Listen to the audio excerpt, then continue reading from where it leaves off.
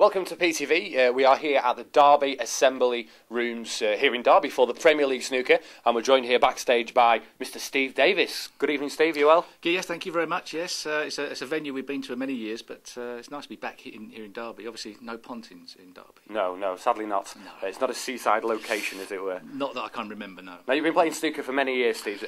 What would you say was the main highlight of your career? Well, obviously, the game itself is the highlight. I mean, it's something I fell in love with that became my job. But obviously, winning the World Championship on a number of occasions you can't really get better than that. No, but I mean, I've been quite fortunate to have been around a long time. But actually, my roots go back to my first ever sort of professional engagements, to some degree, were probably at Pontin's. Right. Years ago, it was the done and dusted thing for a professional to actually do an exhibition. Yeah. And Ray Reardon and John Spencer were the originals. Right. Ray Reardon did the south ones, the Brixham area. John Spencer did the north east coast, northwest coast. And when they wanted a holiday throughout the summer, they used to call upon somebody else to fill in.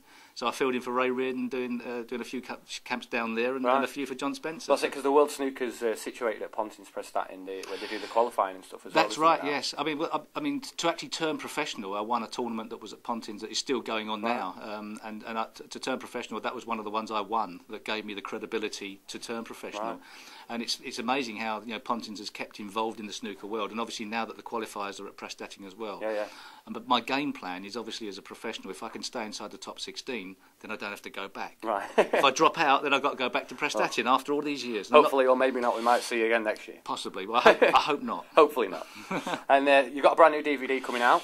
Tell us about that. Yeah, well, I mean, for many years, the snooker television world obviously is focused on the tournaments, but there's always been a sort of side thing going on, which has been trick shots, and it's been quite a popular thing to sell around the world. A lot of countries that don't have the roots of the game like we do in Britain, actually, more people watch the trick shot tournaments and shows than perhaps the actual matches, because perhaps they don't understand the rules or whatever. And so for many years we've done trick shot exhibitions, sometimes in this country, sometimes abroad, but they've always been sold around the world. But it's finally come to an end. We've finally convinced Barry Hearn at Matchroom that we can't do it. We've run out of shots.